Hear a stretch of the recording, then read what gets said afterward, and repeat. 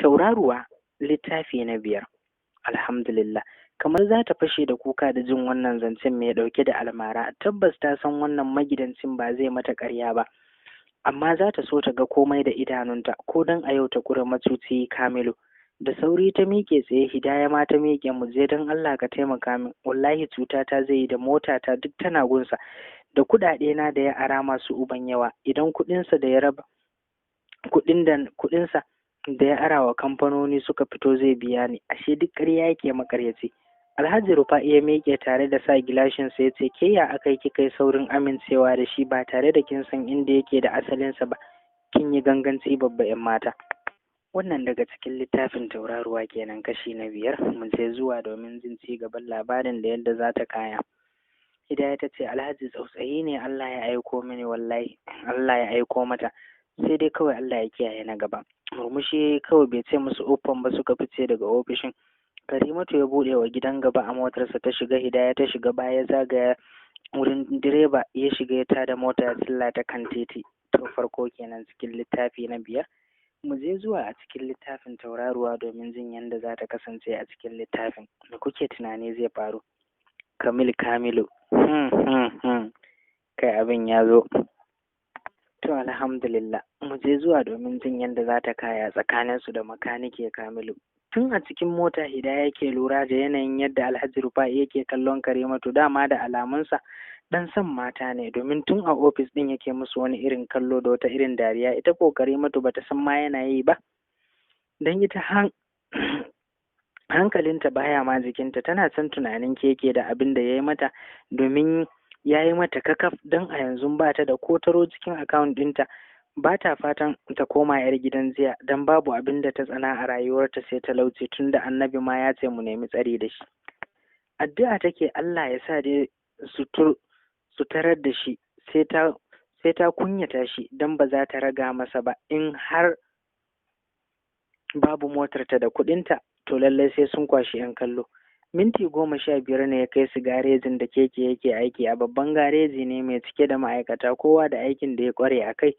Gefe guda kuma guri ne kewayayye, babban rumfa ne, a nan ake wankin motoci a gurin ɗin. Alhaji Rufa'i ya yi fakin, ya fito, suna ciki. Ya fito ya kalli Karimatu ya ce, kin ga dai gurin aikin Kamilu wadda ake kira keke, mai mini gyaran mota ta in ta lalace. Yanzu za mu yi ciki wurin abokanan aikinsa mu tambaye su ko yana nan, ko kuma in zai in duba, in yana nan na yi miki kiran shi gefe, domin kin san sirri yana da amfani.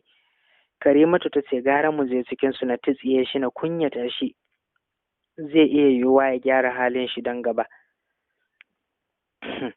Hidaya ta ce, a'a Karimatu, a kira mana shi ya fi akan mu je cikin mutane, ta iya yiwuwa in ya gan mu ya ɓuya.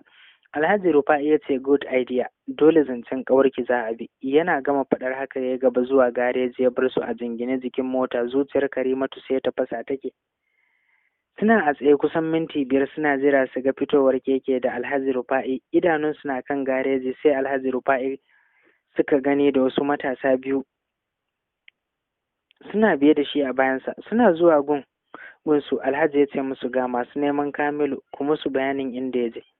Ɗaya daga cikinsu ya kalle Karimatu da Hidaya ya ce, a zancen gaskiya kwana 3 rabonmu da shi, mu kanmu muna kiran wayarsa a kashe. Akwai wata ma'aikaciyar bankin da ta bashi wankin motarta, bai dawo mata da mota ba, saboda haka ne ina ga shi ne ya sa gudu. Sabon mota ne, in har aka kawo masa gyaran mota ko wankin mota, to sai ya ɗana ta. Zai ba wa mai motan ɗin sati, in motar ta masa kyau. Mun yi masa magana ya daina, amma ya ƙi, tunda shi ne a gaba da mu gurin nan, bai san abin da yake ba, sai dai kawai in kes ɗin mutane da dama, daga mai mota sai mai waye kowa da bayaninsa. Inna lillahi wa inna ilaihi raji'un. Yanzu ba ku da tabbacin inda ya je don Allah? Ni ma da kika ganin nan cuta ta yayi, inda kuka ganin nan, da Allah ku taimaka min, in kun san inda yake ko kuma wani nashi ku haɗa ni da shi. Ɗaya matashin ya yi murmushi ya ce, to me yasa kika bashi motar ki ya gudu miki da ita? Kamar za ta yi kuka ta ce, wallahi ba motar kaɗai ba, har da ma kuɗi, tsabar kuɗi naira 1.5 miliyan.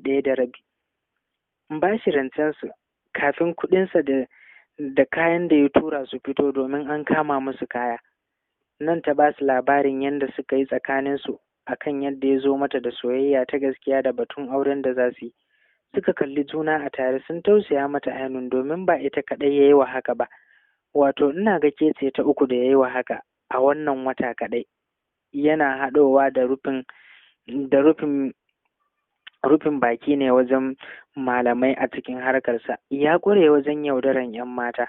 Wata mata ma gida guda su kutume sosai ta. Yanzu tunaninmu ya gudu ya bar garin nan ne, saboda dama a cikin kes ɗinsa, a cikin kes ake na wadda ya cuce ta gida har kotu suka shiga. To ga kike ma mai mota guda da ya gudu miki da ita. Kin ga ai bai ga ta zama ba. Ba mu san inda za mu same shi ba saboda bai da kowa a nan garin, daga ƙauye ya zo. Dama gidan da ya kama haya kuma mun ji labarin ya biya kuɗin da ake bin shi bashi na shekara, ya kwashe kayan shi ya gudu. Mu a yanzu sai dai mu ce ki yi haƙuri, Allah ya ƙaddara miki abin da ya kamata. Ki ɗauke shi da salama a ranki, don Kamilu dai ya riga ya gudu. Ba za mu iya sanin inda yake ba bare mu same shi. Hawaye ne yake zubowa, ga kuɗi ga mota. Hawaye ya ci gaba da gudu a kan kuncinta, a ranta na mata suya. Shikenan Kamilu ya tatse ta, ya cuce ta, ya dawo da ita ruwa tsundum a cikin talauci. Abinda take gudu dai sai ya faru. Hidaya ne ta ja ta zuwa gefe, ta ja ta rungume ta, tana ba ta baki ta daure. Ƙawata kada ki tada hankalinki, Allah zai miki sakayya. Alhaji Rufa'i ya sallami waɗannan matasa suka koma bakin aiki. Ya dube su Karima ya ce, ba kuka zaki ba, abinda duk Allah ya tsara miki shine kawai abinda zaki. Allah ba zai taɓa barin shi ba. Kin ji, zan faranta miki, zan rage miki wani raɗaɗi na abin da ya miki, ko da rabi ne. Ta ɗan ji sanyi a ranta, ya ratsa ta gyaɗa masa kanta kawai. Sai shikenan, ku shiga mu je na kai ku gida. Suka shiga mota, ya shiga ya tada. Karimatu tana gidan gaba, Hidaya yana baya. Ko babu komai ranta ya yi mata fari tunda Alhaji Rufa'i zai rage mata asara. To amma me za ta ce da innanta da kawunanta? Gashi gobe ne ɗaurin aurensu, ya za su yi da mutane? Ne ma ban san ya za su yi ba, amma dai mu je zuwa mu ga me zai faru a cikin littafin Tauraruwa kashi na 5. Wannan feji da za mu shiga na sadaukar da shi ga 'yan guruf ɗin Taskar Labarai baki ɗaya. Kan fataninku, ina son ku, ina ƙaunar ku sosai, ina ji da ku har cikin raina.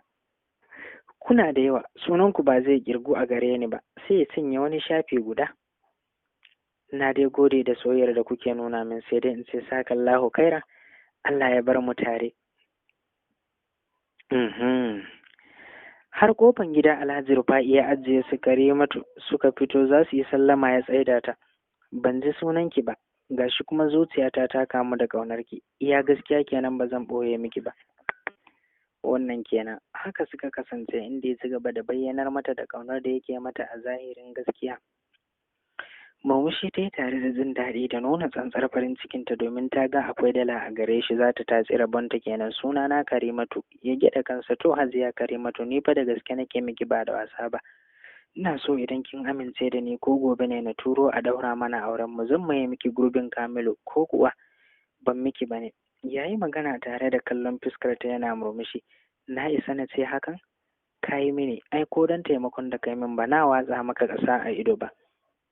Hidaya ne ta taɓa zancen da cewa balle kuma idan ka yi hakan ka yi mana babban taimako. In har za ka turo gobe a ɗaura auren nan da kai, ka ga mun fita daga kunyar jama'an da za mu shiga, tun da dai kowa ya san gobe ne ranar ɗaurin aure, kuma mun gama gayyata. Na san mutane za su zo tun daga nesa, tun da an yi gayyata. Ya gyaɗa kansa. Ni ma in har ƙawarki ta amince da ni, tana so na, a shirye nake, tun da ni ba yaro ba ne. Na taɓa aure, matata ta rasu shekara 3 da suka wuce. Yanzu haka dama a matsayi nake akan na ga na yi aure, domin martaba ta dawo. Kin ga, in kin amince da ni a yau, zan samu waliyaina na gaya musu abin da ake ciki. Gobe sai mu zo a ɗaura aure. Kin ga asirin mu a rufe ni da ke. Murmushi ta yi tare da cewar haka ne, na amince. Ni ma ɗin na taɓa aure fa Alhaji. Kar ki damu, wannan ba matsala ba ne. Allah ya tabbatar mana da alkhairi. Ki bani lambar ki saboda zan kira ki anjima. Ya ba ta wayarsa haɗaɗɗiya mai kyau, ta karɓa, ta rattaba masa lambar wayanta da bashi ya sai ba. Nan take suka daidaita magana. Ya kawo kuɗi rafa guda 'yan dubu naira 100 ya bata. wannan ki yi amfani da su gobe. Godiya ta yi masa ba kaɗan ba.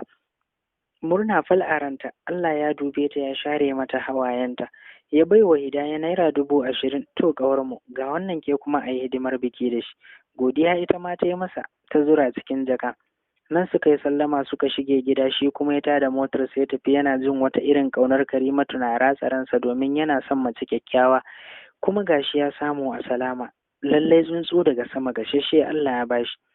Suna cikin shiga hakan ko suka shige cikin gida suka tarar da inna a zaune tana ta tankaɗen garin tuwo. Ta bi su da kallo bayan ta amsa sallamar da suka mata, suka zauna kusa da ita akan tabarma. Inna ta ce, ko kuma daga ina haka wujiga da ku? Hidaya ta ce, bari kawai inna, mun je neman wancan macucin angon ne. Inna ta ajiye rariyar da ke hannunta ta ce, waye kuma macucin ango? Ba dai Kamil ɗin ba. Karimatu ta ce, shi mana. Inna wallahi macuci ne, ɗan damfara ne, ba da niyyar aure ya zo ba. Abin hannuna ya kwashe gaba ɗaya ya tafi. Ki haƙuri inna, ki yafe mini, ki yafe ni inna. Na yi abu ba tare da shawartar ki ba. Mota na bashi aro tare da kuɗi na, zunzurutun kuɗi, tsabar kuɗi naira 1.5 miliyan ya gudu da su. Ya yi me? Inna ta tambaya cike da mamaki. Ke kina me kika bashi? Ina tunaninki yake? Mazan yanzu da suka ɓace, na gidan aure ma ba a yarda a basu rance, bare wasu ba biya suke ba balle su ɗauko su bayar. Haba Karimatu, kin yi wauta wallahi kin yi wauta, babban wauta ma.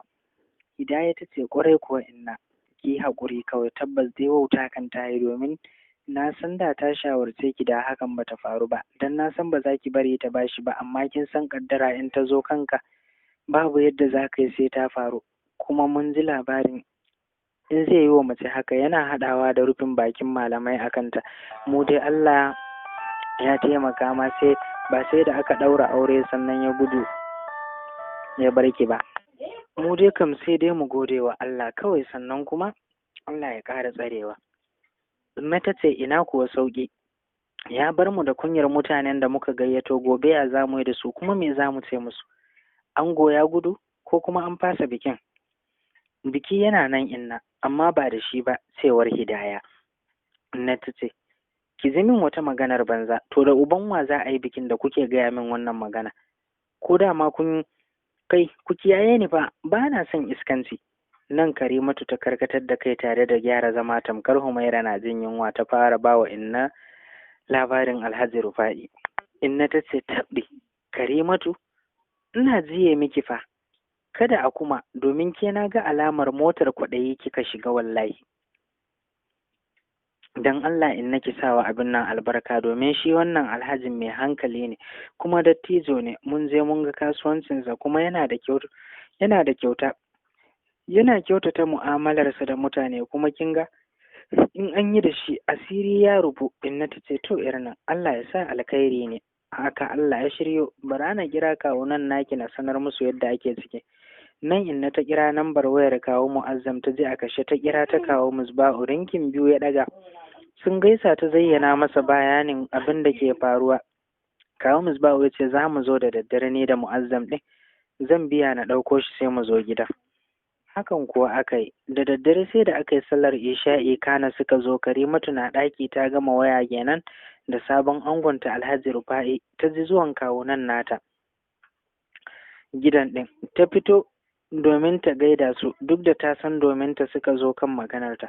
Suna zaune a ɗakin inna kan darduma, ta shigo da sallama suka amsa mata, ta durkusa gabansu ta gaida su. Kawo Musba'u yake magana cikin faɗa, nan ya balbale ta da faɗa.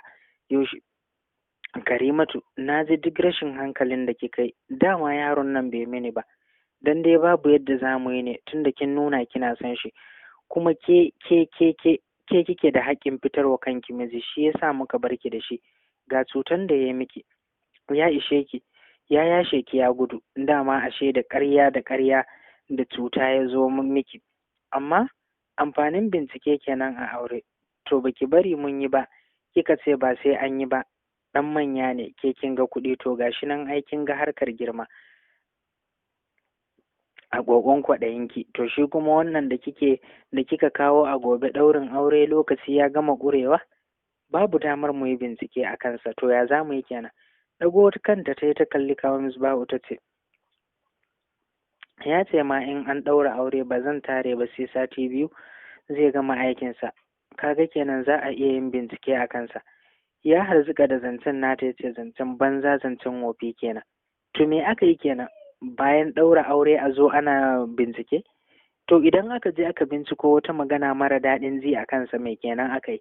Aikin gama ya gama, ba mu da abin da za mu yi, don ni dai ba zan ce ya sako ki ba. Ki ji ki sani, daga wannan zan cire hannuna a kanki in har wata matsala ta taso again, a to na gaya miki. Kawo Mu'azzam ya tare shi da faɗin, ka daina faɗin haka, mu ne dai dolenta. Fatan alkhairi kawai za mu yi mata a auren nan nata. Babu wani abin da ya fi hakan. Nan suka tattauna, inda suka gama suka yi ma'in na sallama suka tafi. Karfe 12 daidai na ranar Lahadi aka ɗaura auren Alhaji Rufa'i da Karimatu kan sadaki naira 200,000. Taron da ya tara jama'a ya zo da gayyarsa sosai. Nan kawunta suka gane shi ɗin na mutane ne, kuma sun san in kana da mutane ka gama, domin ba shi da halin kirki ba zai tara mutane ba. A daren ranar ya zo gun amarya Karimatu ta sauke shi a zaure kan darduma inda suka ɗan yi hira, har da abin motsa baki ta kawo masa da jus mai sanyi. Ya ji daɗin hakan, ya dinga yabawa da kwalliyar da ta tsalo masa. Ɗan soyayya ne, domin cewa shi kam sai dai ta bashi komai a baki, don ya riga ya zama ɗan gatanta yanzu. Nan kuwa ta cire kunya ta faranta masa har da goge masa baki. Da zai tafi ne yake gaya mata yana so ya yi wa gidansu gyara, a canza masa fasali a satin da zai turo ma'aikata su fara aiki wannan satin. Ta ji daɗi tamkar za ta yi tsalle a gabansa, amma murnanta bata ɓoyu ba, sai da ta yi masa ɗan kes a kumatu. Ya yi murmushi tare da dangware mata kumatu ya ce, I love you my wife. Ta ce, me too my dear husband. Haka dai suka rabu a daren suna marmarin juna tamkar kar su rabu. A waya ma kusan kwana suka yi suna zuba soyayya. Da farin cikinta ta kwanta, yanzu burinta ya cika.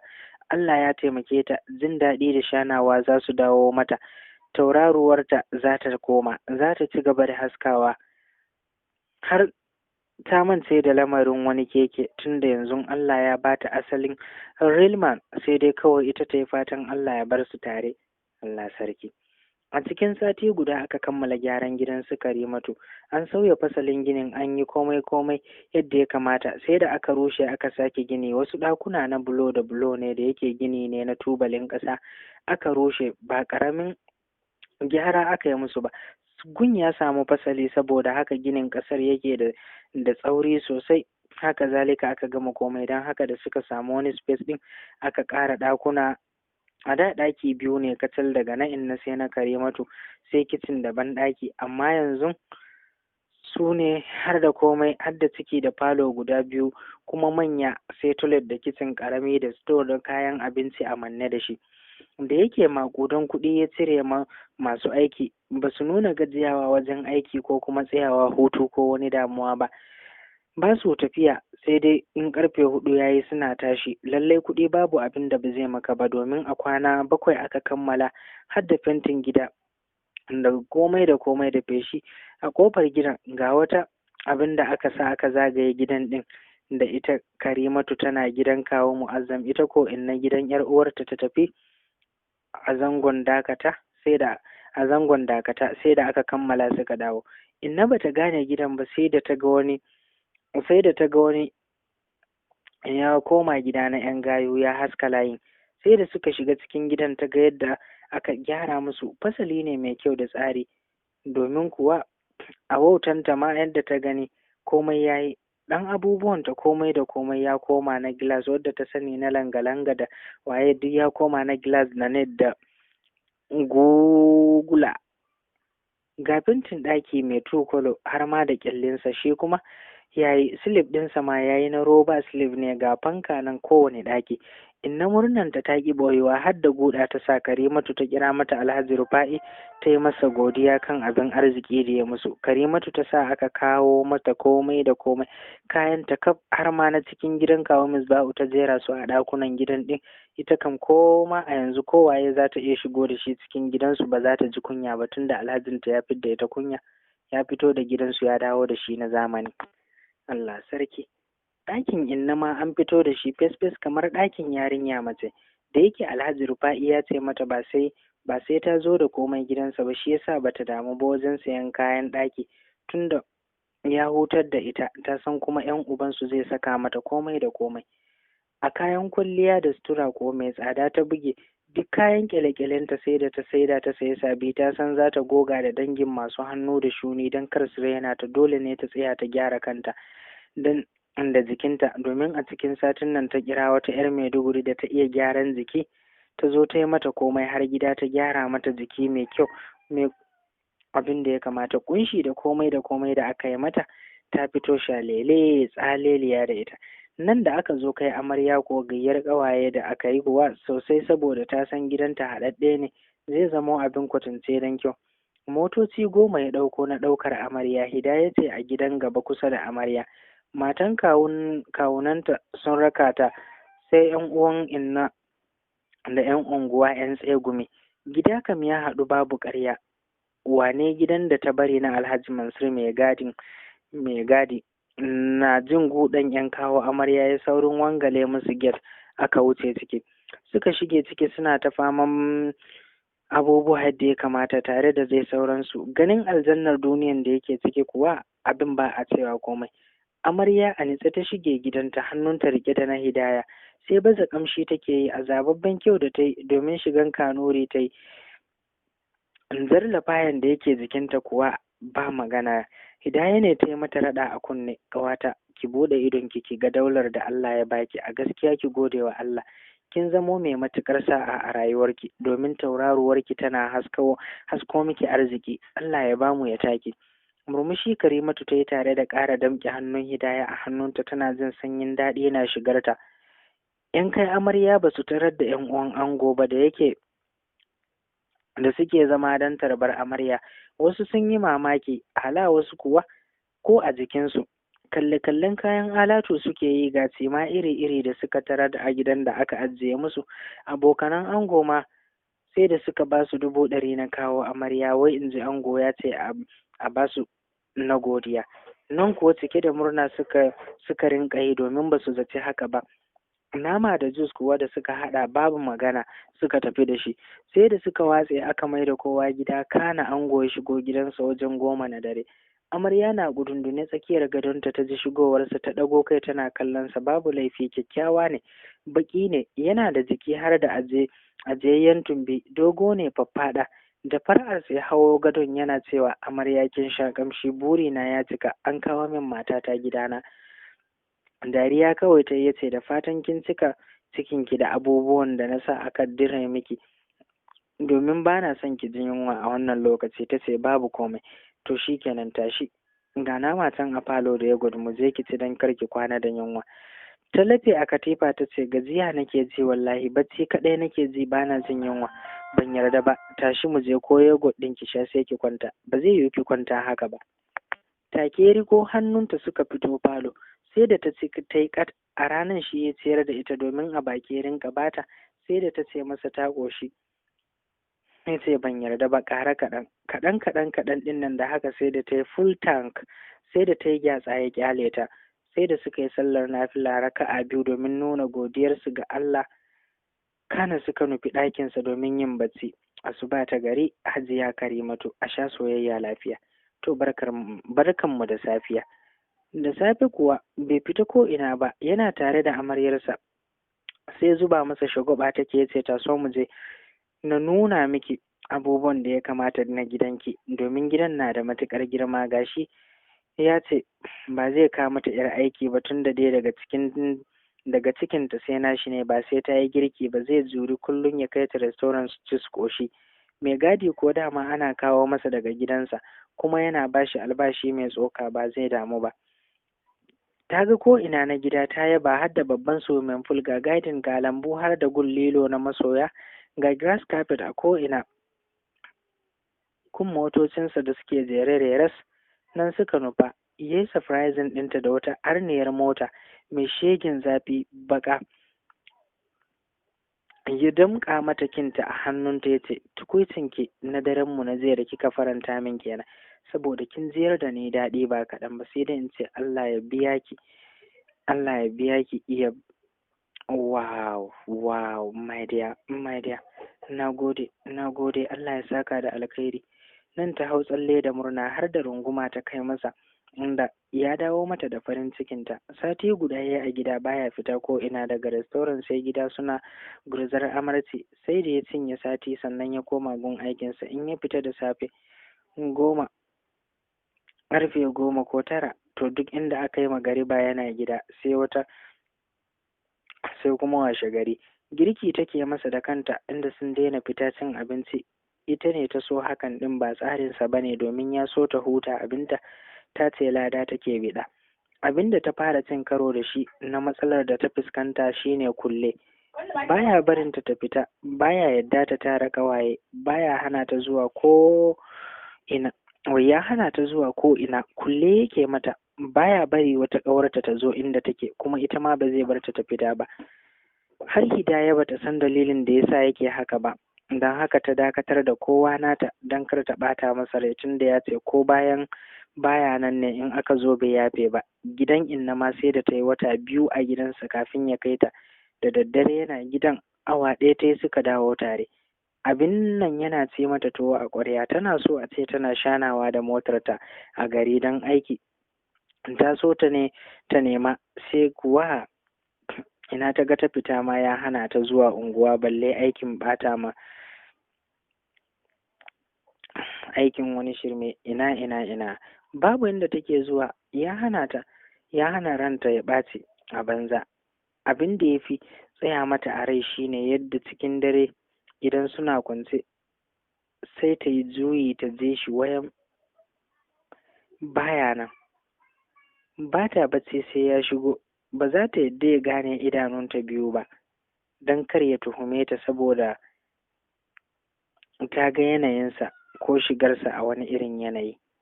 Wata 4 ta yi a gidan. Hidaya ta mata waya cewar za a yi bikinta da wani Alhaji Gali, mai kuɗi ne da matarsa ɗaya, kowace gidanta daban-daban. Karimatu ta taya ta murna, ta ba ta haƙuri kan cewar ba za ta samu zuwa ba, domin Alhaji kulle yake mata, yakan sille mata, ya hana ta zuwa ko ina. Suna nan bayan da za ta yi, sai dai ta yi haƙuri. Hidaya ba ƙaramin haushi ta ji ba, domin ta so a ce an yi shagalin bikinta da Karimatu tun da ƙawayen sukul ɗinsu ma za su zo. Haka ta yi haƙuri.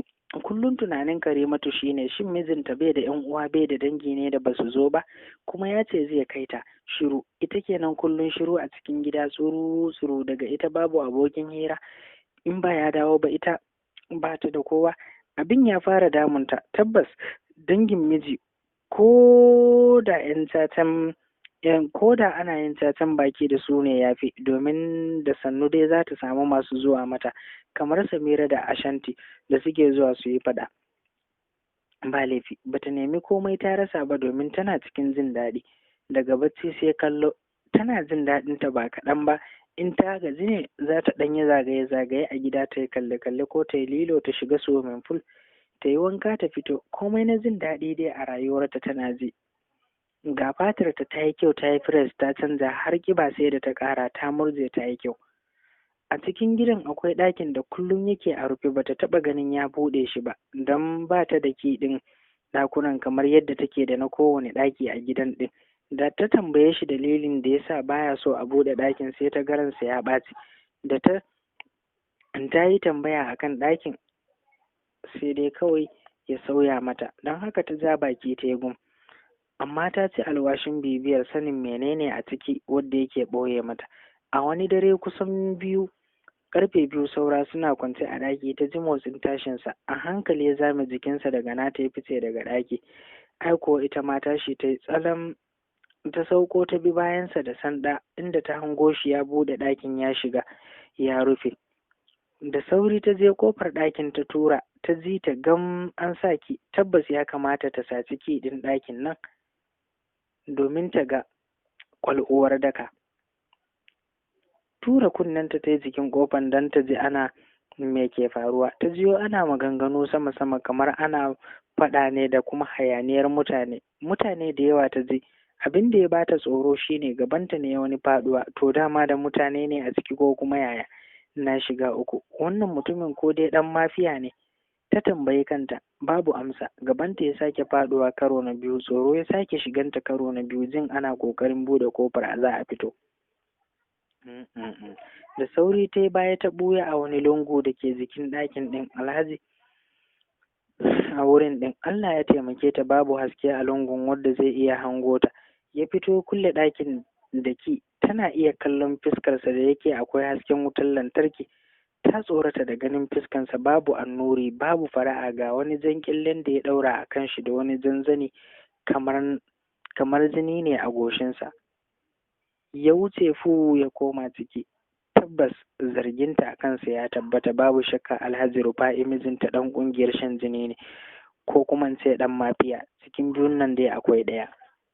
Ina bar ku lafiya, mu haɗu a littafi na ƙarshe don jin yadda za ta kaya.